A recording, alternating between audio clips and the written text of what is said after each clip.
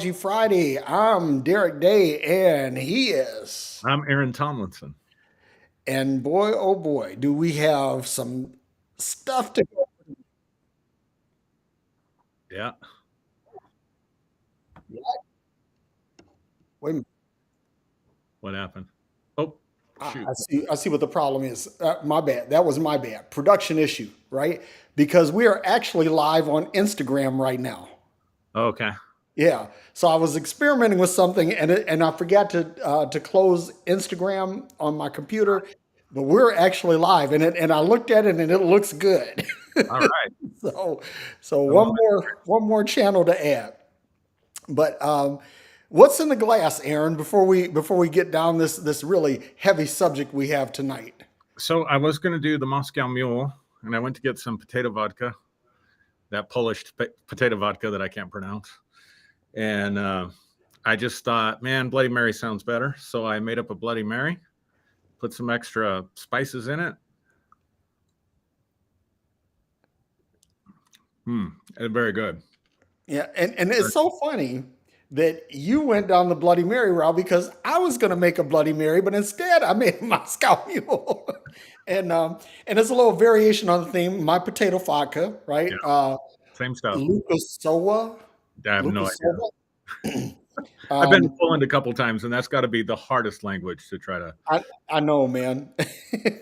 And so I've done this before. I have this Q ginger beer, not Q as in Q, right? I just had to point that out. But I decided to add a little dimension to it with some pear and hibiscus sparkling water. Hmm. And boy, oh boy, this is really amazing. I mean, this hits the spot because I was actually going down the Bloody Mary route. I promise you, I was.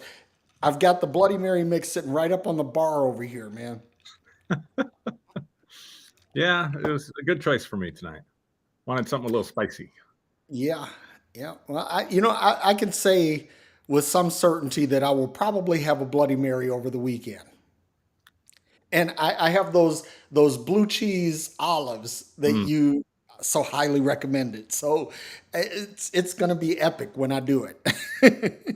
sounds good. I didn't have the blue cheese olives, but I did put a couple green olives in there. So It's okay. You know, no, you got olive. no garnishing, no seafood, no shrimp, Yeah. just no bacon, Ah, not bacon. even Yeah. lemon. Man, now you're going into additional dimensions, additional realms here. And I'm just like, wow.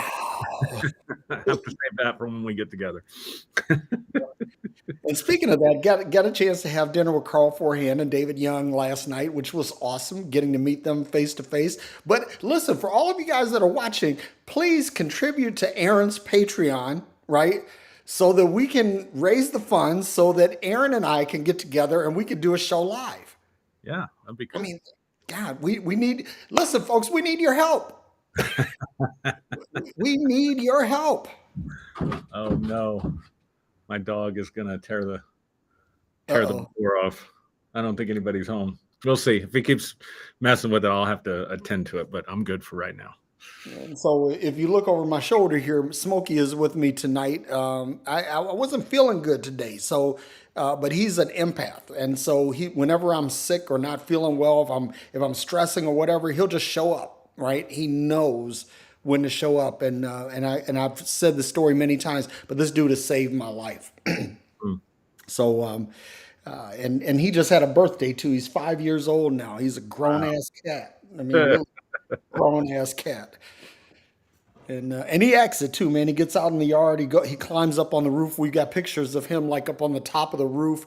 He climbs the fence. He goes in the neighbors' yards. He does his thing, That's and he cool. and he always comes home, you know. So he knows when it's time. But anyway, I promised that we had a really good subject tonight, and we do. And it's funny because we were kind of, I guess, like on the same vibe, right? Mhm, Sort of mhm. in the subject this week. But I had one take on this, but we're gonna use your take and use it as the overarching driver because I thought that this was really so good, and it's that dehumanization And I think that dehumanization is actually a really epic problem with humanity Hmm. right now. For sure. I really think that this is bad, and I think that it's something that needs to be called out. It needs to be treated. It needs to be dealt with. There is so much shadow work Mm. that needs to be done in the realm of dehumanization, because I think that even people that have grasped, higher spiritual principles, grasped higher vibrations, grasped higher consciousness, I think that even some people like that Yeah. still have a problem with who they see as truly human. So on that, I'm going to kick it over to you, Aaron. Yeah. So you're you were wanting to come at it from the aspect, and I'm sure we'll get into it, but you wanted to come at it from the approach of just devaluing human life, right? Mhm. Just in general. So that we've almost become desensitized to people being killed, Yep. people being murdered. Um, and I was thinking all week long about this whole dehumanization piece from the corporate level, from Mm. just and there's so many ways that we do this, right? But I started thinking about what I would call the peripheral people in our lives. Mm. Um, that it's very easy to deal with them in a dehumanizing sort of way. Whether it's the person who's bagging up your groceries at the grocery store, or somebody that's waiting tables for you, or a flight attendant. These are what I would call the peripheral people. Do you have interactions with them, and they're providing you with a service, and that's like all the further we go with them, right? That's like all we see. We just see sometimes the flight attendant is just a flight attendant. It doesn't dawn Mm. on us that this person also has a life, right? This Right. person also, we're their peripheral person. They see us as a passenger, or whatever the case may be. Or in the corporate world, like, I was raised, I'm sure, very much like you, Derrick, maybe I would think, with this really strong work ethic and Yep. dedication and devotion, and not Yep. calling off sick and not taking mental health days, and all this stuff. Yep. And so you pour your life into your job, but you're so expendable and so replaceable that they'll get rid of you and have somebody else doing your job in no time, right? Matter of months. But even while you're doing your job, so often you're just an employee, you're just a worker or whatever. Like, do they really think about how their decisions at the corporate level, or even, just as you're interacting with your supervisors or whatever, are they aware of you as a human being, or are you just a human doing for them? Yeah. And so that's where my mind space has been, and challenging myself too. I'm not trying to virtue signal to anybody. And I think social media, I mean, we could go into the social media aspect of this. It just makes it so much easier to dehumanize, because you're not doing even this kind of face-to-face interaction with them, right? Yep. And so they're just a profile picture, or they're just words on the other end of a comment or status, or so how easy is it for us in social media too to lose sight of the fact that this is somebody's son or daughter or father or mother or sister or brother, and so it's an interesting thing to think about and talk about. So that's how I'll set it up.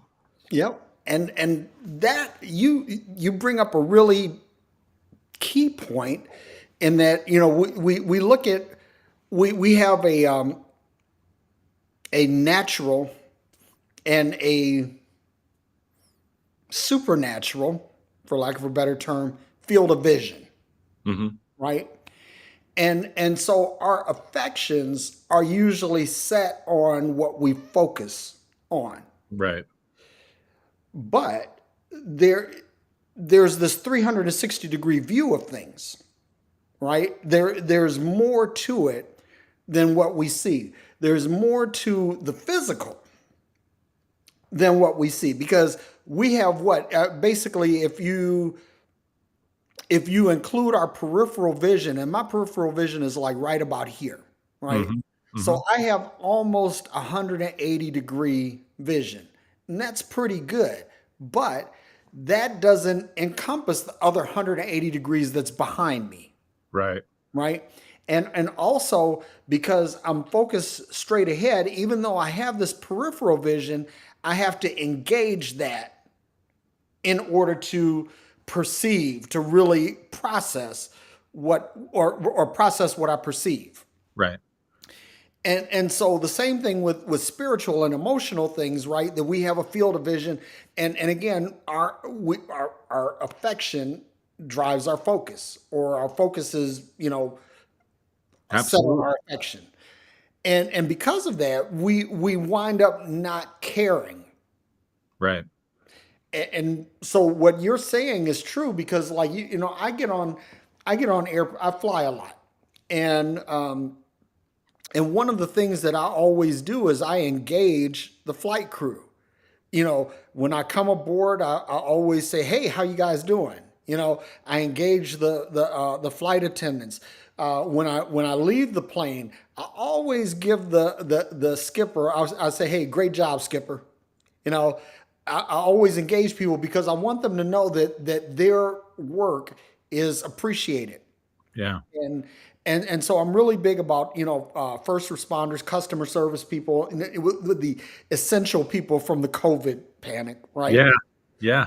I'm very it's very important to me to engage them and to Hmm. let them know that they're valued, because they're overlooked.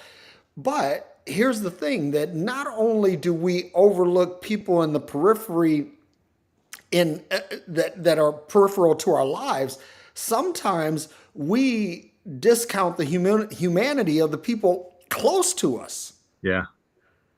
Because there's a saying that says that everyone is a bit player in someone else's life. Right. And every person, every individual is the star of that show. Well, okay, so like you're the star of the show. Okay, let me give you an example.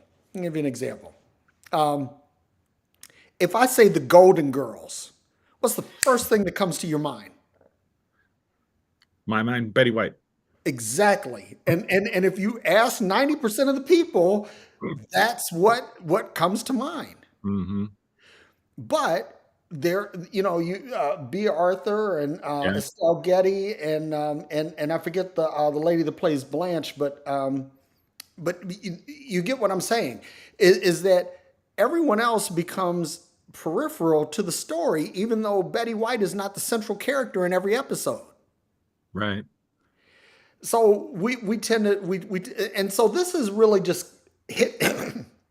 Excuse me. Just hitting the tip of the iceberg, Mm. because as we peel back the layers of this onion, we find that not only, like, okay, like for example, we live in neighborhoods, right? Now Hmm. you live in a rural area, and I think that you told me that you're like a quarter of a mile from your next neighbor, or something crazy Yeah. like that. Yeah. Well, for me, it's not like that. I'm a couple of 100 feet from my nearest neighbor, right? But every time I go out of my house, if I see my neighbors, I'm going to engage them. I'm Hmm. going to speak to them. I don't know them well, and they don't know me well, but I make sure that I acknowledge them, because I want them to know that they're human, that they're valued, right? Right. And this is a thing, because when you are able to dehumanize whatever you can dehumanize, you can willingly either abuse or accept the abuse of. And that's where I want to go, and that's where I'm going to kick it back to you. Yeah. I mean, it's a big topic, right? Like, so it's a broad scale. You mentioned something. I always try to keep this in the back of my mind. Like, everybody is the star of their own movie. Yep. And so I try to understand, am I co-starring? Am I an extra? And I try to always kind of have that in mind when I'm interacting with people, Yep. but also like cultivating an ethic of like, wouldn't this be cool, man? Like, start a movement of cultivating an ethic of improving the experience of everybody that you touch, right? So just like you were talking about getting on the airplane and talking to the flight crew and talking to the skipper, you know, when you leave, just that little bit of a thing. You're just an extra, right? Yep. Just an extra in their movie. But just that little bit of extra effort can really make a big difference for people in their lives, because we all need to know that our contributions are appreciated, that our service is appreciated, and we should all be allowed to have a bad day. Now, don't get me wrong, I'm not suggesting that we just put up with poor service, you know, and don't stand up for something. You know what I mean? You know what I'm saying? Like, if they bring your food out cold or whatever at the restaurant, I'm not saying you just sit there and eat it. Oh, thank you. You know, I'm not saying that, but you don't have to be a dick about it either. No. There's ways to engage these situations without being an asshole about it. Yeah. And more likely than not, when you're not an asshole about it, you're going to get better results anyway. So it's just interesting to think about, right? Just kind of a side note, just interesting to think about cultivating this ethic of, I used to, you know, when I was back in the positive confession world, I used to confess every day as part of my daily confessions. You remember that? We'd get up and do our daily confessions. And I remember one guy in the church referenced his morning prayer time as his daily mumble stumble. I never forgot that. But I used to affirm I add value to the lives of all those that I touch. Yep. And when you say all, you know, it becomes more expansive. And then it's just little things that can help. But let's come back and talk about abusing people in our lives.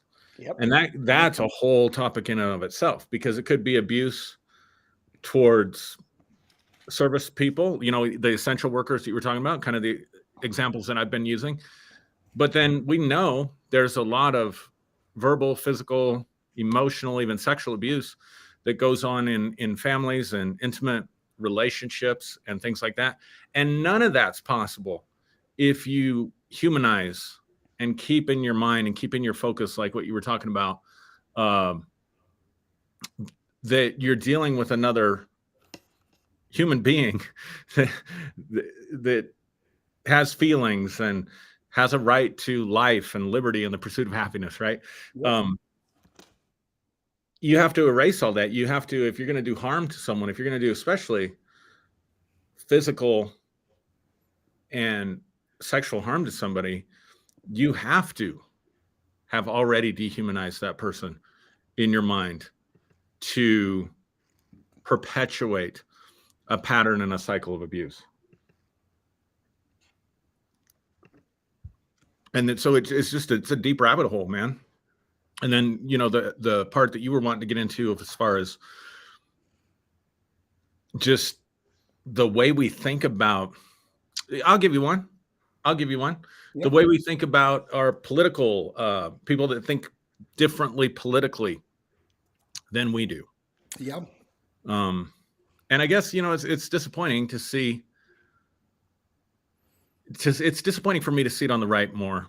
And I'm not saying it's not also on the left, but because I came from that world, I came from that conservative world, I came from that Christian evangelical world. And I honestly thought we were supposed to have an ethic of loving our neighbor. I bought into that part, you know, I really did. Yeah.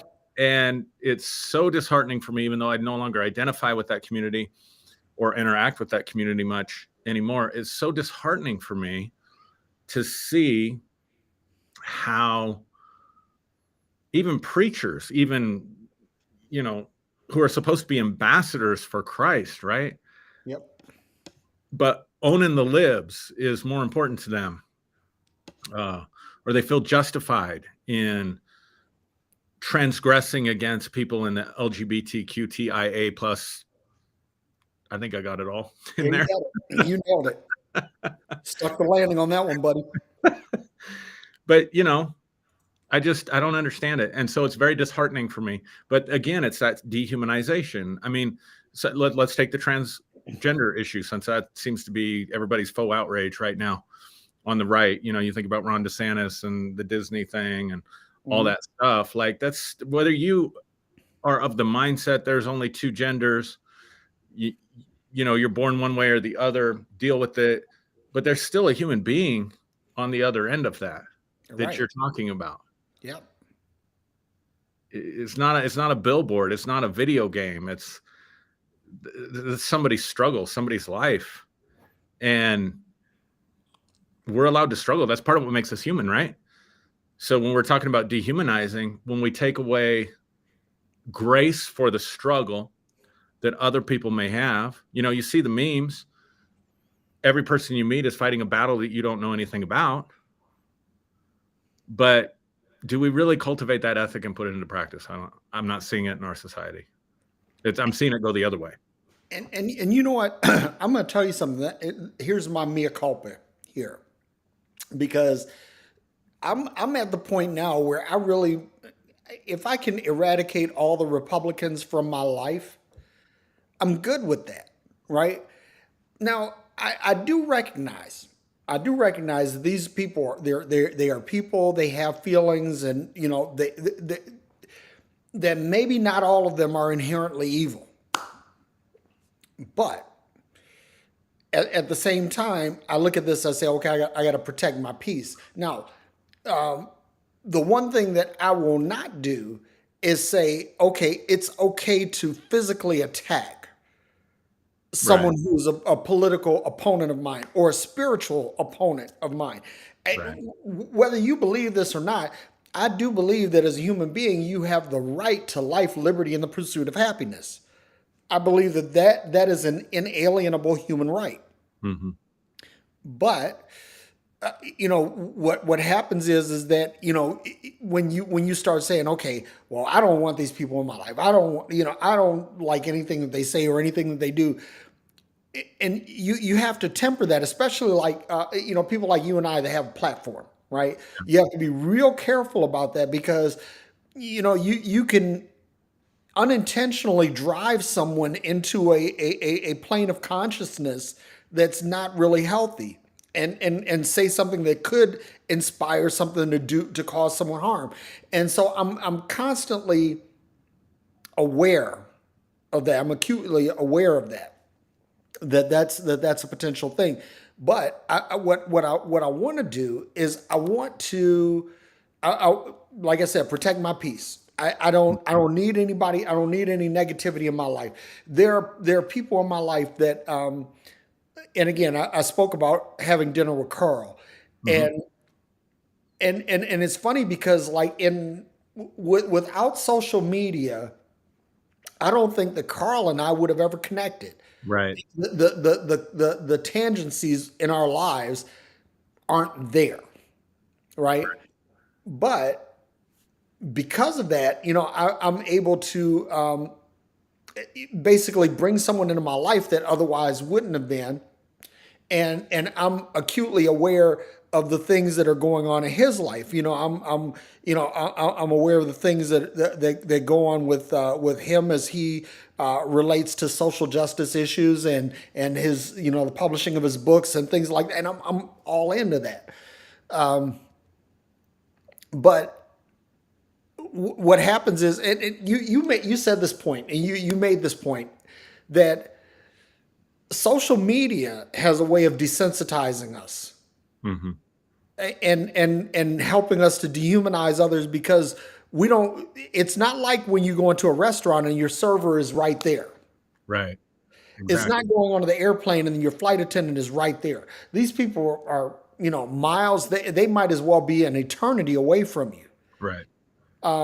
And so you'll say, well, you'll say something, and I'm going to tell you something. If this thought doesn't creep into your head, you're not human. It's like, who the fuck are they? Why the fuck do I care? Mm-hmm. Right? Mm-hmm. If that doesn't cross your mind, you're not human, Right. because that's natural. It's like, first of all, we get so inert in our opinions, that we say, okay, we disregard the opinions of others. But then when we say this person is essentially an eternity away electronically, right? Then that magnifies that effect. And I think that we need to, and again, this is like me raising my hand and saying, yes, this is a blind spot that I have, right? That I need to take a step back and say, okay,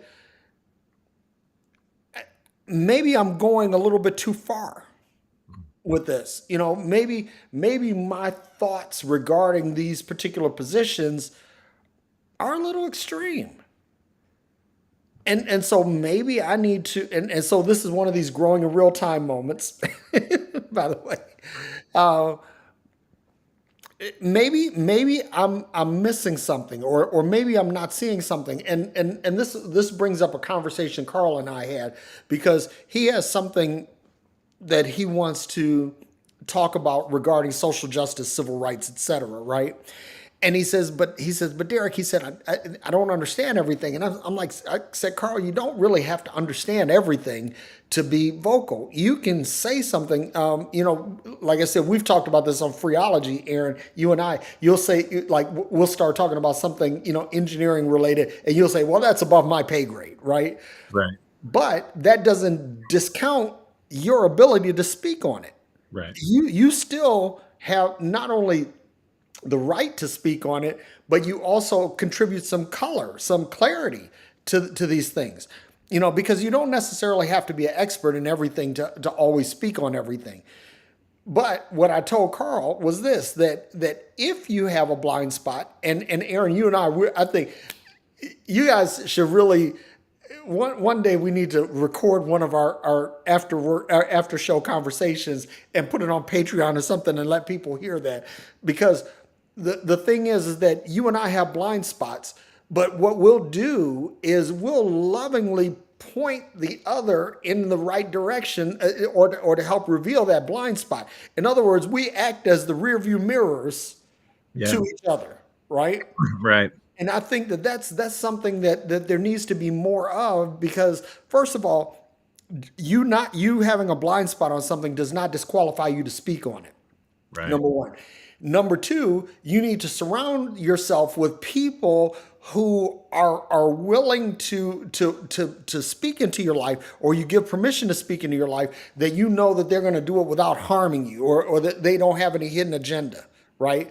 And that they will help you navigate those blind spots. You need that, because we all have blind spots, right?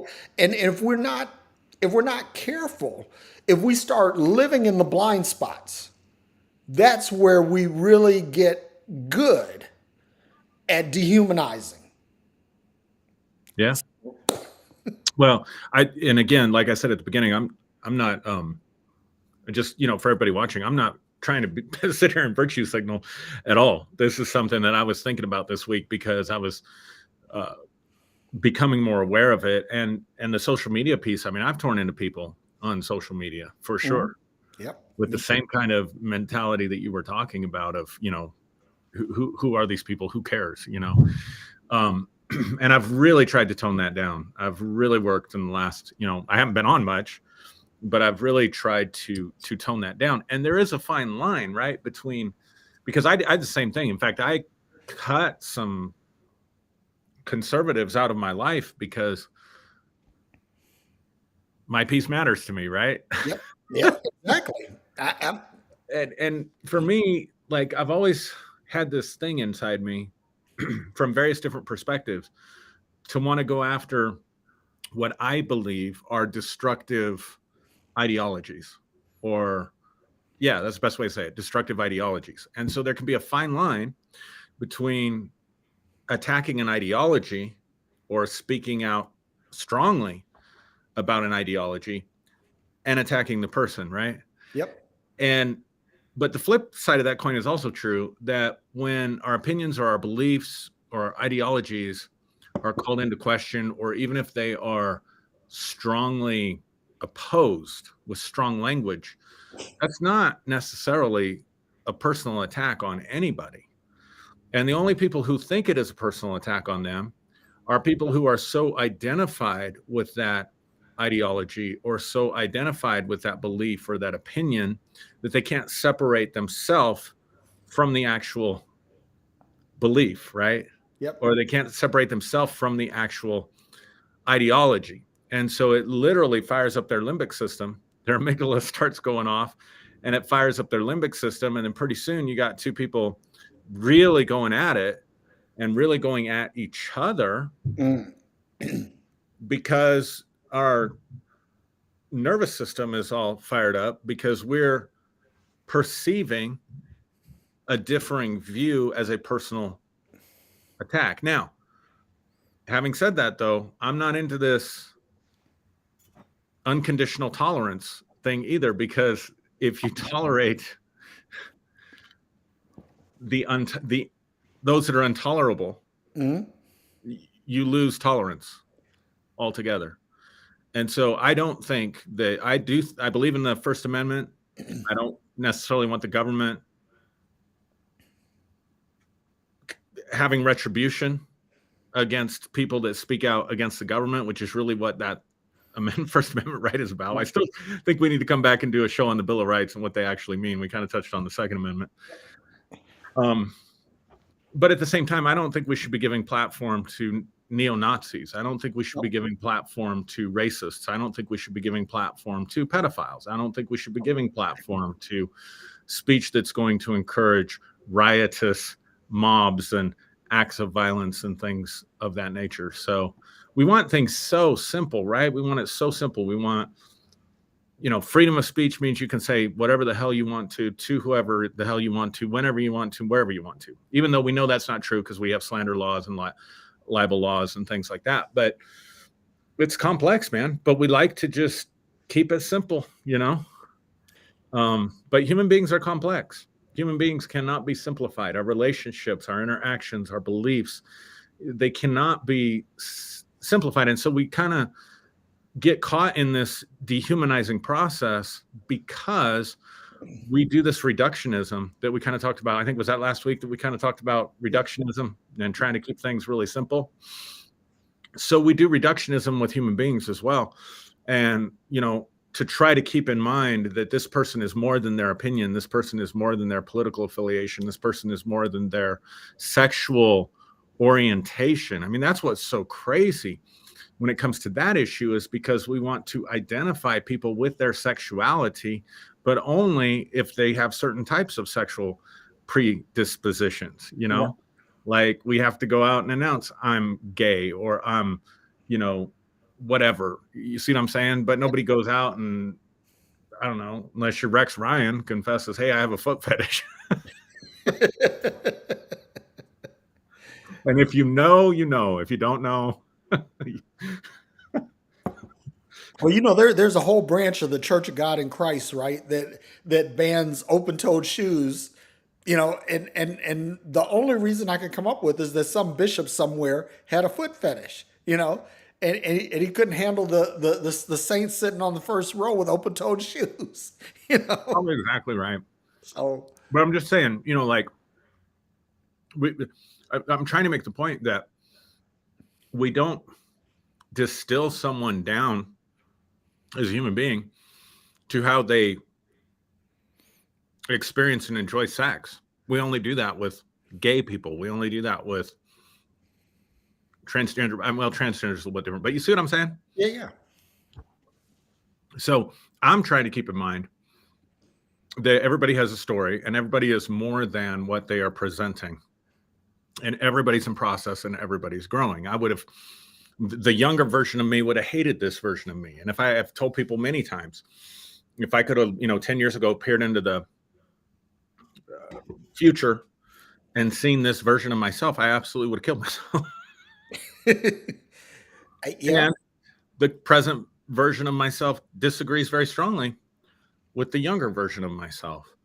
So that's the complexity of being human being, right? Yeah. And you said something about, like, we don't have to accept things, right? And Mhm. there's an old saying, I don't know who said it, but it said whatever you are unwilling to whatever you're whatever you're willing to tolerate, you're unwilling to change. Mm. So You true. know, and so one of the and this is an important thing. We've talked about, like, mental agility, mental flexibility, being able to change your mind, being able to that's the whole hallmark of growth, that you can change. So you can't be so wedded to something that you just refuse to change. And I think that part of the problem with that is that you know the civil rights movement wouldn't have been successful if people were unwilling to change. There had to be a widespread Hmm. willingness to True. accept something different in order for the civil rights movement to be possible. For women's suffrage, the same thing. For the LGBTQIA plus movement, the same thing. Hmm. I mean, I had to. I'll never forget, and I've told the story many times. It's like the introduction of that. There's a lady, former preacher, former pastor named P.K. Langley, Hmm. and when PK came out and said that she was gay, I used to be one of those preachers that said that, hey, God made Adam and Eve, not Adam and Steve. I used Right. to preach that. Right. Right. But when she said this is somebody that I had a ministerial relationship with, and a friendship, that I called her my sister. And I really looked up to her. Hmm. And when she said that, I said, okay, now I've got to revisit this.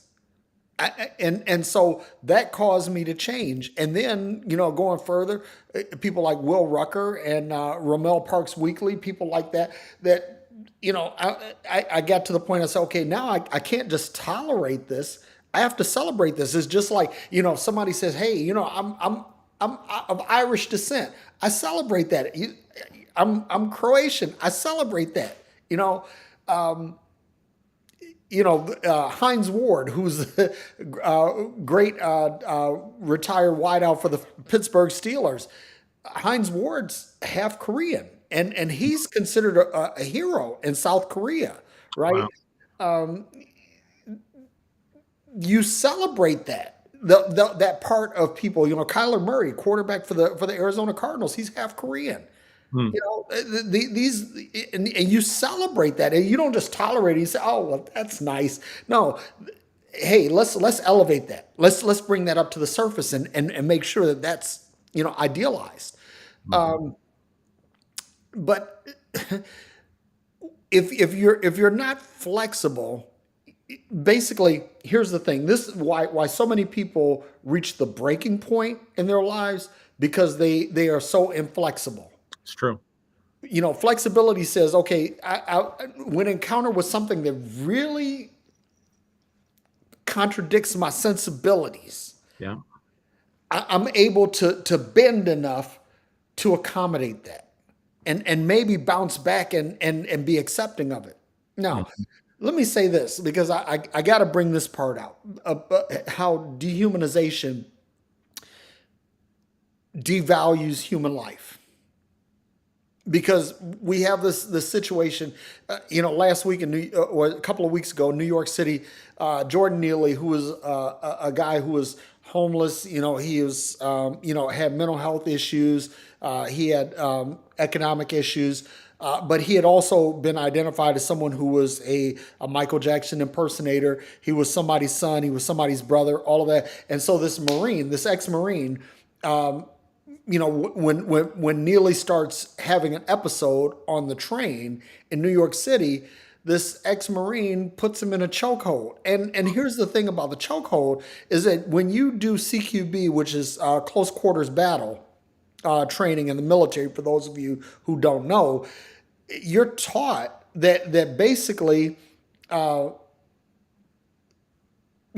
seconds in a chokehold will disable most people. 30 seconds in a chokehold will put most people out. They're unconscious. 60 seconds in a chokehold is enough to kill somebody. Now, Wow.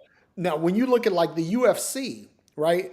If somebody in the UFC gets in a rear naked choke, that's considered a submission, and the person who is in the choke, they tap out.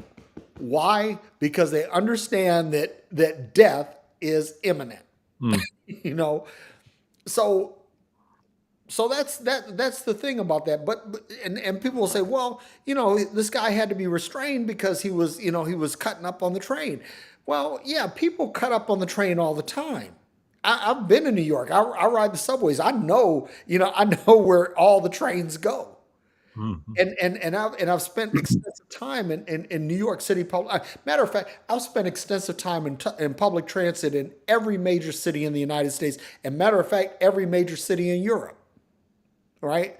I've spent time in public transit. Now, so that said, I understand. You get the L in Chicago, and you'll have some guy that comes on and he starts breakdancing or whatever, right? And all kinds of things. Some people get up there and they beg for money. Some people come up and they threaten or whatever. But none of these things, none of these activities are capital offenses. In other words, that anybody should die for them.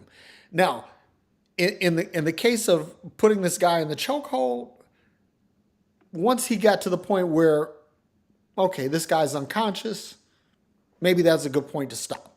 Mhm. But he kept on going.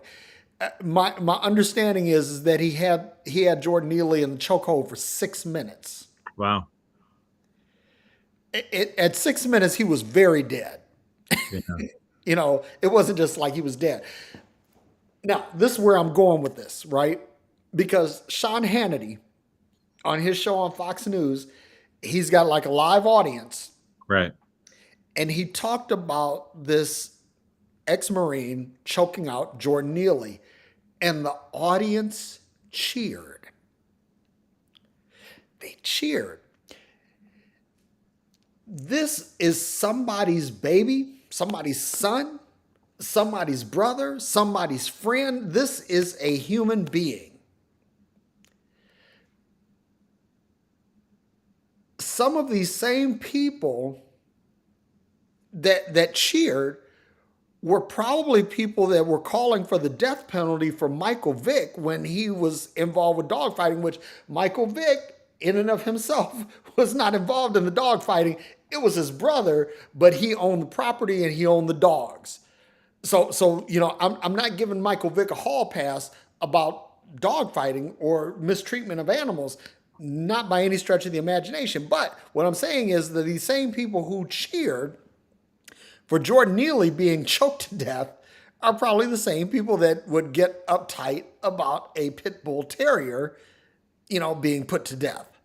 And to me, that's a horrible example of a false equivalence, Mhm. right? So how do we determine as a society who is worthy of life? And that's where we get it, because in Aaron and I, we talked about this before we got started. In World War II, the Manhattan Project developed the nuclear bomb. The atomic bomb and the hydrogen bomb were developed. And they could have dropped this bomb on Europe, on Germany, because Germany, in terms of their will to to continue, was a tougher nut to crack than the Japanese. The Japanese now are in kamikaze mode, right? That's all they have left. They don't have anything meaningful as far as a fighting force, but the Germans continue to be a formidable foe on the ground. But the bomb was not dropped on Europe because most Americans are of European descent. And if you look at World War II propaganda, the way Japanese people were portrayed, Japanese soldiers, sailors, airmen, Marines were portrayed. They were portrayed as something less than human. They weren't Christian, they weren't white, they weren't European. So there's something else. And so I think that made the decision to drop the bomb on Japan a little bit easier, because again, what you dislike Mm. or what you find detestable Mhm. is easy to dehumanize. And that is a problem that is really, it's rife in America, but it's a problem that plagues the whole world. Yeah, for sure. Because like for example, India. India is growing into be a world power. And India recently announced we're not going to trade in dollars or euros anymore. We're going to do all of our business in rupees because that's our currency. And I've heard people say, "Well, who the fuck do the Indians think they are?" Well, they're a country that's flexing their economic muscle. Now they don't happen to look like you and they don't happen to believe like you, and that causes a problem for you. So now you're dehumanizing them and you're saying, okay, whatever happens to them, they deserve it. Mhm. And that's what happens when we dehumanize wide swaths of the population. They don't look like us, they don't believe like us, they don't speak like us, they don't have the customs that we do. Therefore, they're not quite human.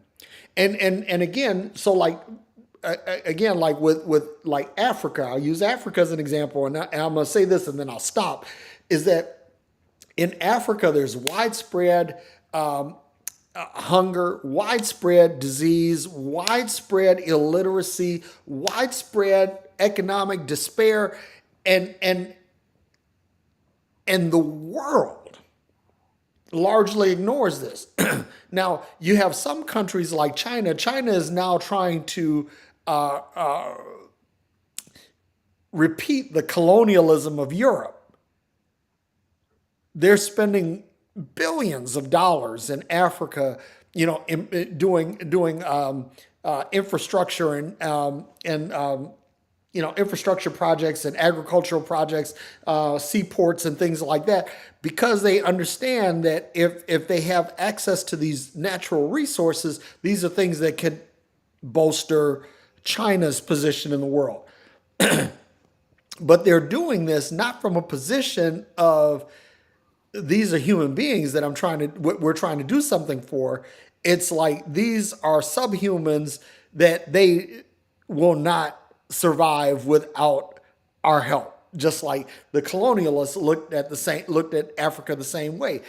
And again, I'll say this, and this is where I'm going to kick it back to you, Aaron, is that if you don't see, like here in America, we talk about China, we talk about India, we talk about Africa, we talk about the Caribbean, we talk about all these nations that are not predominantly white, that are not predominantly Christian, that are not English speaking and all of that, and we look down our nose at these people, and a lot of times we develop this false sympathy Mm. for them.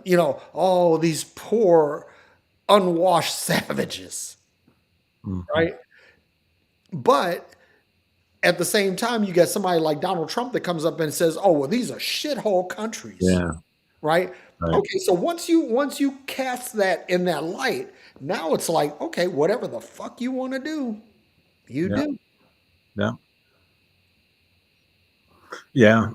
And it is just something I was thinking about as you were talking, because I really like the point that you made about the Japanese and dropping the bombs on Japan, Yep. um, versus like on the Germans or the Europeans. Um, but it really is right. Like it's a human problem, because immediately what came to my mind and where I thought maybe you were going when you were talking about Africa is I was thinking about Rwanda, and that movie Hotel Rwanda Yeah. traumatized us. We watched that movie. My wife cried for a week, I think. But I remember them referring to this other tribe. I think they were the Tutsis, if my Yeah, the memory. Hutus and the Tutsis. Hutus and the Tutsis, yeah. Yep. These Tutsi cockroaches. But so you hear that dehumanization in it. The Tutsi cockroaches. And so yeah, I mean it's so interesting to think about, because how much of this is ginned up by people in power who want to sway the masses a certain direction, right? Yep. So it's really interesting. Like, you can't commit an atrocity against someone unless you dehumanize them first. Or at least it's hard to, but boy, once you dehumanize them, not only can you commit atrocities, but you can justify the commission of Exactly. atrocities. And I remember growing up and hearing about, and somebody's going to think this is extreme, and then I'm veering off into the Godwin principle or whatever, but I remember growing up and hearing about the Nazi concentration camps, the things that the Nazis did to the Jewish people. I remember watching The Night of Broken Glass, that play. I saw it. I think actually we might have watched that on our honeymoon in Miami. Wow. It's a great thing to watch on your honeymoon, right? But I remember sitting there. I can vividly remember in middle school learning about World War II and sitting there and thinking, how could they justify that? How could that happen? Thank God something like that would never happen here. And yet, yeah, the hatred that is just out there in our country towards, even, I'm not even talking about people that look different than you. I mean, that's obviously there. That goes without saying, right? Yeah. It's still a racism problem in America. We've talked a lot about that on this show. Yep.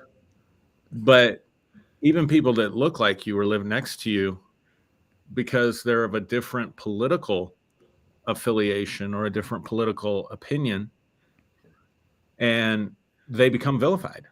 I mean, I had people publicly say that I was a pedophile. Oh my because God. I wouldn't support Donald Trump. People that I'd played with their kids, and that sounded bad, right? Our kids played together. That's what I mean. Yeah. I said that wrong. But all of that came because of the QAnon bullshit, right? Yep.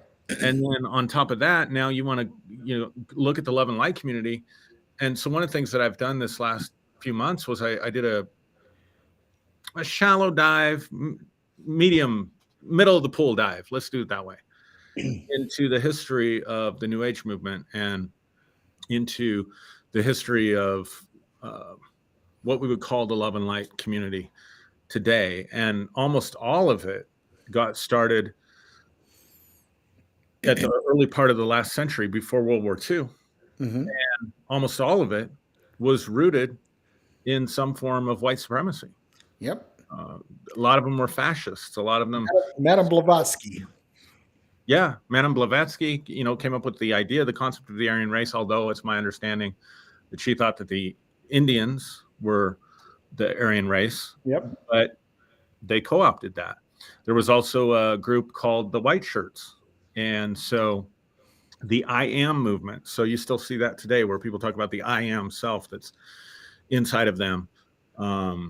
The Ascended Masters, when people talk about the Ascended Masters, it was the I Am group that introduced that term and made that popular. And they were called the White Shirts. And these Ascended Masters were telling them that, I'm really digressing. That's okay.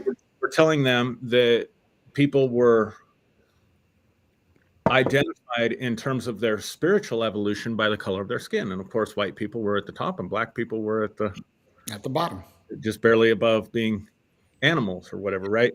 So all this stuff is rooted in racism. So then it should be no surprise that a lot of these love and light folks gravitated towards QAnon conspiracy theories. You bring in the UFO culture in with it, and now we're gravitating towards certain people are reptilian aliens. And notice they're reptilian. They're not canine. They're not feline. They're just this week I got accused of being one of the reptilians, by the way. Just had to throw that out there. But see, that's the kind of thing that I'm talking about. And people don't realize how dangerous this is. And so, I do think there's truth in the Bible. I think when Jesus said, if the tree's rotten, if the tree's evil, if its fruit's going to be evil, if the tree's good, its fruit's going to be good. Yep. Well, you can't have a tree that got planted back in the last part of, in the 20s and 30s of the last century and get good fruit from it. So it's no wonder. I mean, that vibration, I guess what I'm trying to say is that how do I say this? So like if you use a seed, like the DNA of that Yeah.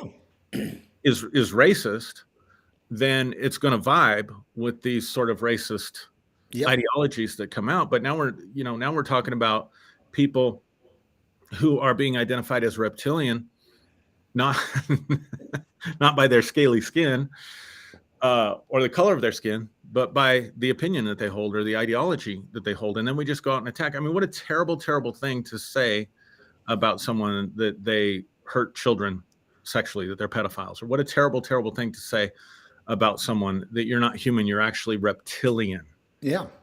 And and the more those concepts get airtime, the more people buy into them, the more they get ginned up, the more dangerous the environment in this country becomes and in this world becomes.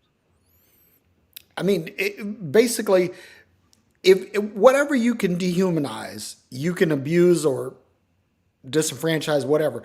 You look at slavery, right? And if you read some of the tomes of Southerners and not even just Southerners. There were like a lot of Northerners that practiced this also, but they saw black people as being something other than human. There were laws in the Virginia colony before the country was founded that basically equated a slave, a Negro, with a horse. This is the same thing, Mm-hmm. the Native Americans, they were called savages. Mm-hmm. And because of that, giving them blankets infected with smallpox wasn't a big deal because these are not humans. So whatever you do to them, it doesn't matter. This is God's will. And that brings me to a whole nother point, a whole nother aspect of nuance to this, is that there is a religious component to dehumanization. And it's this, right? Believers and non-believers. Mm-hmm. And I've Sure. I've I've actually been in prayer vigils where someone who was, say, socially significant Mm-hmm. was calling for the death and destruction of the unbelievers. Mm-hmm. Because in the mind of many Christians, and I'm not saying all of them, I'm going to give some of y'all a hall pass here. But in the minds of many Christians, that an unbeliever is a little more, and there's a scripture to this somewhere that says that basically the unbeliever is no more than a brute beast. Mm-hmm. Yeah. And so then let's fuck with Islam for a minute, because if you're an infidel, you're worthy of death and Yeah. nothing more, Yeah. right? So here religion now says that the mere fact of how you believe Yeah. dictates your value, your the value of your human life, the value of your humanity. And so again, when you look at this, now we say, okay, now we're going to nuance who we dehumanize, not just by readily identifiable characteristics such as race or culture, things like that, but now we're going to say that by beliefs. And it's funny, like there was a case up in Minnesota where this black police officer killed a white woman. Now, ordinarily, a cop kills a person and the cop gets off scot-free. But this particular cop was not only black, but he was of Ethiopian descent and a Muslim. Mm. So there were people that are saying, like we can't have these subhumans coming over here killing, civilized people, hiding behind a badge. And I was like, wow. I said, that's really interesting. But do you follow what I'm saying? It's Totally. basically, you know, anybody that we dehumanize, we can abuse. And let's take the let's bring this into modern terms. Let's bring this into the 21st century, because China is now asserting itself as a world power. Hmm. They have one of the world's strongest currencies, one of the world's strongest economies, one of the world's strongest militaries, and they are flexing on a number of different levels. Hmm. Now, if you listen to people at ground level, at boots hits the ground level here in America, the conversation is almost like the Chinese are savages. That they are, they're barely better than apes. And who are we as Americans to kowtow to anything that they say? And we already mentioned India, because India is now flexing their muscle. They have economic power. They have some military power. They're part of the nuclear community. Hmm. And there are some people that say, hey, that maybe we should go back and redo what the British didn't finish.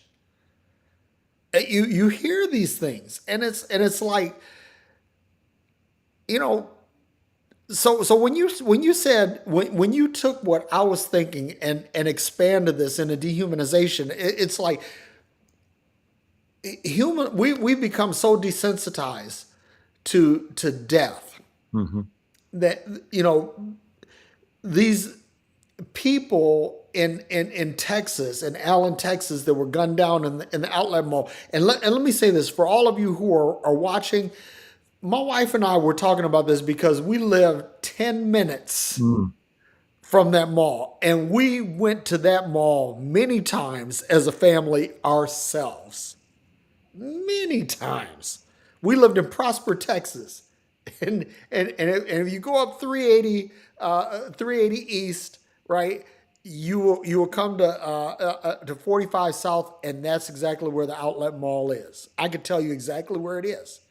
And and I'm sure that that this gunman would have saw us as subhuman targets.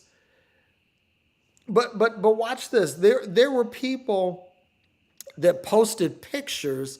There was one photo that's just iconic, and it's burned into my memory.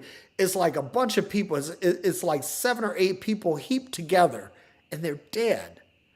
And, Yeah. and there was another guy, a first responder, that he said that he's there on the scene, and he goes to check.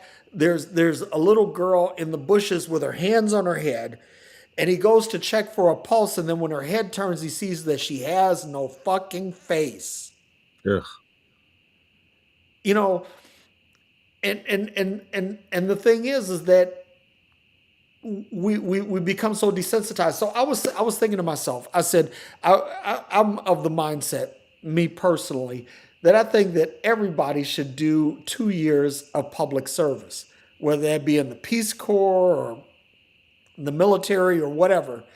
But one of the things that I think that everybody needs to do is they need to go through at least a couple of days going through the military mortuary command and see what dead bodies look like that have been claimed by bullets Mm. and military accidents. Because I think that if you were able to see that, and matter of fact, there was a judge that sentenced a young drunk driver who killed someone to having to go to a morgue every month to witness an autopsy of someone who was killed by a drunk driver. Wow. Now I think that that's a bit extreme, but I also think that this person will have it burned in their Oh yeah. mind I don't think that, so. that drunk driving is not the fucking move. And so we get this. We look at TV and movies and stuff, and we look at people that get killed by guns, and we get desensitized to that, and we see all these mass shootings, and we get desensitized to that. But I think that somebody needs to see this for what it really is. That maybe, that maybe the open casket funerals of these people should be publicized on websites, or maybe that, I don't know. But I think that people need to get the shock of death in them.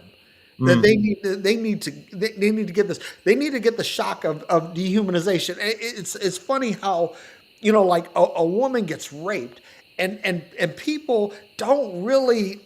There should be a global moral outrage every time a child is abused, a woman is raped, or a man is raped, for fuck's sake, right? The people should be, there should be a sense of global outrage that happens with these things. And if that were to happen, we turn the tide on a lot of this stuff, because that which you are willing to tolerate, you're unwilling to change. And right. so now we've developed this tolerance for this shit, and we're not doing anything to change it. But if you know, um, I once listened to a friend of mine who's a mortician, and this is a funny thing, right? Because having friends who are funeral directors and morticians and embalmers, right?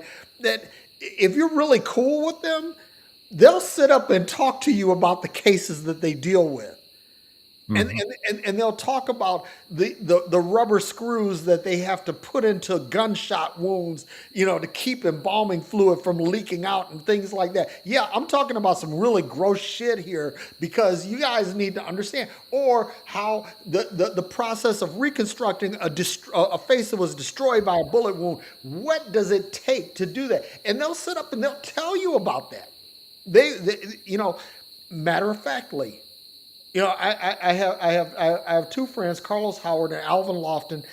Carlos is ex-football player, musician, and Lofton is ex-Navy SEAL, and they both happen to be morticians. And they'll sit up and they'll tell you about all of their cases, because I'm cool with them. These are my boys, right? We talk about everything, and because we talk about everything, these things will come up.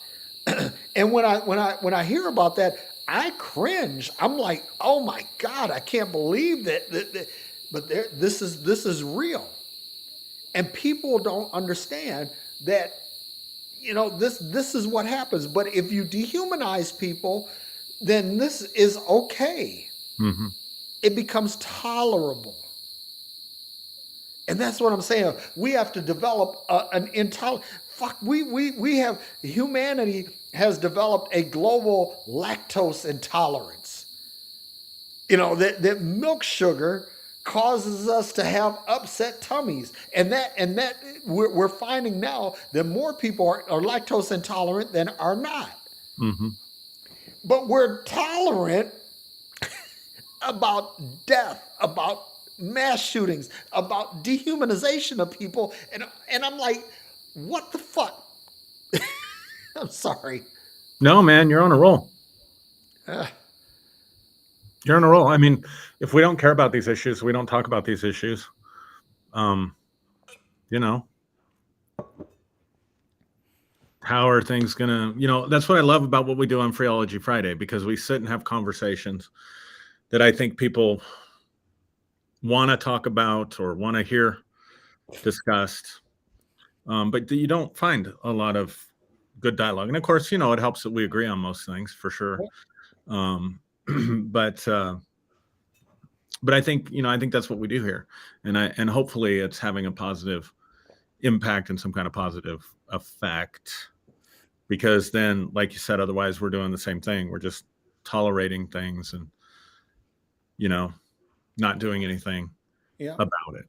And so I think it's important to talk about. I think, we've gotten so accustomed to school shootings and mass shootings and public shootings and the same old tired arguments about guns and nothing getting done about it. And, I'm back to the Overton window that we talked about a month ago or whatever. I mean, of all our topics, and we've done some great stuff, that Overton window one, man, was one of the most educational for me and one of the most useful for me. Well, I mean, likewise, because when this guy, somebody responded to my to a post that I made, and he referred to the Overton window, and I'm like, now I consider myself to be very intelligent and pretty well informed, Hmm. and this was one I knew nothing about. So I was like, Yeah, either. I said, okay. I started reading about it, and I'm like, wow. I said, this is discussion worthy. But again, to speak to what you're saying about the Overton window, we have our Overton window, and we say, okay, this is the range of things that we will tolerate. Right. And so somebody will move the needle left or right, up or down, right? And now something either becomes more or less tolerable, usually more tolerable because the movement of the Overton window. And I just want to say this to everybody that I'm. This is my hope for what you and I do here, Aaron. This is my hope that are we going to change the world with an hour or so of talk on Friday? No, not in an appreciable way. But I think that we'll bring enough topics to the surface and give someone to think about something to think about, because if people think about or just consider a subject, then they'll say, okay, I need to find out, where do I stand on this? Hmm. Right. And they'll begin to form an opinion, and that opinion will eventually they'll share that opinion with others, and some they'll win and some they won't. But what happens is that by merely talking about it, you make it an issue that has to be considered. Hmm. And that's the thing. There are so many things that we are just simply unwilling to consider. And again, when we talk about humanity, I want to say this to everybody that's listening. I've said this. I said, I don't care if I have all the Republicans in my life purged out. I mean that.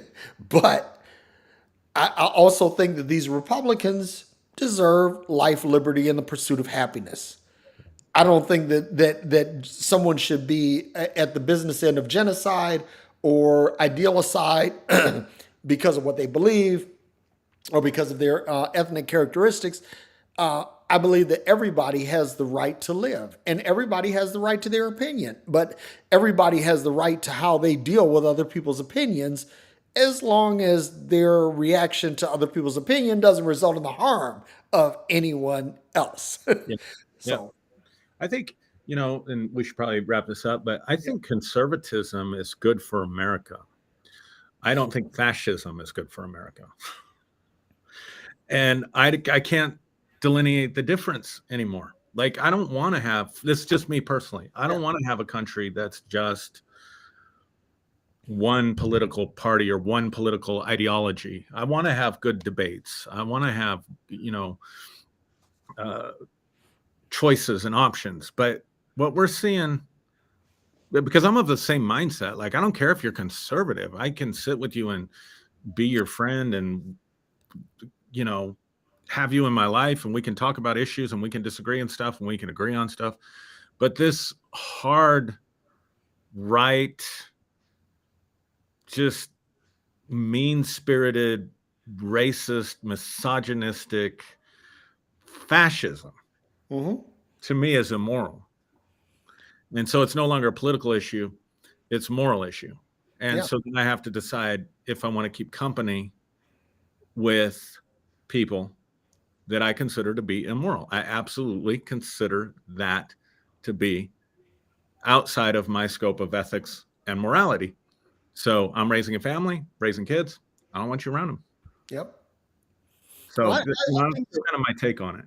no, I think that, and this is my problem with conservatism, because it's like, if you're trying to conserve something or trying to go back to something where it limited the rights of others or limited the ability of others to enjoy life, liberty, and pursuit of happiness, I don't think that that's anything worth conserving. Yeah, good I point. think I think that no matter what our ideologies would be, like for example, if you say small government or large government, okay, I think that that's a good debate. Or whether you think that that that government should be more active or passive. I think that's a debate. Those things I think are debates. But when you say, okay, I think that that government shouldn't do anything to protect the rights of others. You Right. know, I think that's a problem. And when you get to that, that's a problem. And I really believe that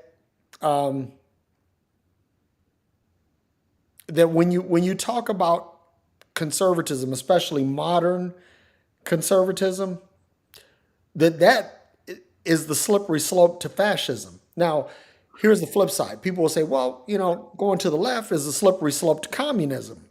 Well, not exactly, because there are many countries, Norway, Finland, Sweden, Denmark, that have Iceland, Canada, that are socialist but not communist, and Mm, they're not even close to being communist. right. So I don't. I think that the slippery slope argument doesn't apply equally to both sides. Yeah, I can see that. So, I can see that. Shall we look at some of the comments? yep, absolutely, man. Rock on. So Ben says, before your body's cold. Oh, this is in reference to what I was saying about corporate America or employers. Before your body's cold, they will have already filled your position. That's what I've heard too many times. Wow. Oh, can I say something about that? Yeah. Because there is a thing. I'm not kidding you. I'm not bullshitting. I'm 100% serious here. That there is an insurance product called a dead peasant policy. And virtually every company that has a lot of employees, they have dead peasant policies. That if you, like, say, if you work at Walmart and you die, they collect money on your death. This Wow. is money that your family doesn't collect. The company collects it because you are a resource. And this is the thing. I always talk about capitalism. People talk about capitalism, how capitalism this wonderful thing, but I descend from people who were capital. Mm, So it's like, this whole dead peasant thing. When I heard about that, I was like, holy fuck. So Ben, you're absolutely right. Your body, before your body is cold, your employer is collecting an insurance policy on you that your descendants will never ever see. golly. See, Ben says family and friends and neighbors and coworkers who may otherwise come together for communal well-being until politics factors in. Absolutely. Andre the Giant says Derrick is awesome and a genius, and then comes back and says, "I'm digging the emo haircut." So there's something funny to that. If people, I have change needs, right? And so one of the things that I've used over the years to express my change needs is my hair. And so it was a joke in our church. If you'd been around long enough, you knew what phase of growth in the church by how I was wearing my hair during that time, because I would change it up so much. So I had to give a shout out there to Andre the Giant. That's great. Ben says exclusive religion is organized dehumanization. I completely agree with that Yeah, statement. it is. I totally do. And Ben also says, he says, if I find myself placing any human being in a subhuman category for any reason, I have failed as a person. Dude, no truer words have ever been spoken than in that post. Yeah, it's strong. Strong. That's what I like about the people in my life on Facebook, because y'all are just really awesome people, but you challenge me. And I like being challenged, It's that iron sharpening iron thing Yep. it's cringy, isn't it? Isn't that cringy? Just me saying that. Like Well, but though, Aaron, we talked the way I about this said that's before. so cringy. We talked about this before. We said we're not gonna let the Bible people have all this shit. It's Exactly. like Goddamn we right. we have some time invested in this, you and I, Right. Right. and we have the right, I think, to appropriate some of that dialogue. So Yeah. Yeah. So Laura Forehand says she's watching from her basement while there's tornado sirens going off outside. Hope she's okay. yep, I think she said later that she was okay, and it's funny, we got storm warnings here, but nothing has shown up. I'm so Oh yeah, she says I am, but I think we are okay now. Crazy Midwest weather for sure. I don't know, man. When I think about moving, sometimes I think I got it pretty good here in Colorado. But worst yeah, thing we get blizzards and we get some hailstorms. That's about it, yeah, and some high winds. But yeah. You're kind of in the mountains, so you're tornadoes. not going to get much tornado activity. Mhm. I think I've seen one or two in my lifetime here in 50 years here. Wow, Ben is on fire here, man. It's like Ben says. He says there are two things. One, he says, if the old version of yourself will curse your new self as anathema, then you're doing pretty damn well growing. Looking at And that, yeah. I agree. And the next comment is just as profound. Y'all. Ben and Daryl do a show on Sunday nights. You guys need to watch, and it's a good show. They have great chemistry and all of that. Mhm. But Ben is 100 years from now, people are going to read Ben's writings and they're going to say, God, this guy was a fucking philosopher. Yeah, And yeah. he says that brings something to mind that I've seen in a meme. Be careful who you hate, for it may be someone you love. Yeah, definitely on fire. He's got some good stuff. Yeah. Marianne Jenke is back, and Good I to see you, want to Mary. say something. Marianne had posted something where she's going through a thing, and I told her that you know, I didn't say you're okay kind of thing, but basically, whatever it is that you're going through, you go through people go through what they go through, and you have the right to dictate how you go through things, right? Nobody could tell you, how you need to go through things. But Marianne, I just wanted to say that, and I'm speaking for Aaron here, as I say this, and Aaron can chime in that. You know that we love you, we support you, and just hang in there, hang in there. I know that sounds like a platitude, but you'll come out of this. You'll come out of this, and that's all I want to say. Yeah. She replies to Ben Urban. I don't know what she's replying to because I can't see. I don't know if you can tell, but she says, Ben Urban, what about those of us who sometimes suffer mental illness, in quotation marks?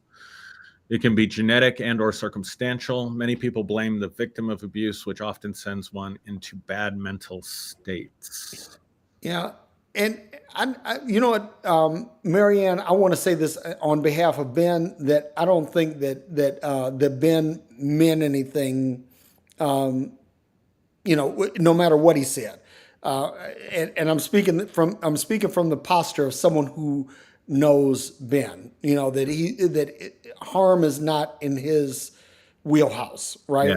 So, and I think that he knows that mental illness is such a nuanced topic, because Marianne, as you so accurately point out, sometimes mental illness is genetic. I mean, generational trauma gets passed on. Vanessa Brooks has talked about this, about generational trauma being passed down. Aaron, you've talked about generational trauma, and it's a real thing. So there's that, and then there's also circumstances like, I was telling Aaron before the show, this has been a hellish week for me, and I'm deeply traumatized by it. But this is circumstantial. This is not generational. This is just like, this is part of my career, right? But it doesn't diminish the trauma at all. That is just as real. So the thing is, Marianne, what I want you to know is that your trauma is real. That we recognize that, and that and how you process that is unique to you. Nobody can give you advice on going through what only you can go through.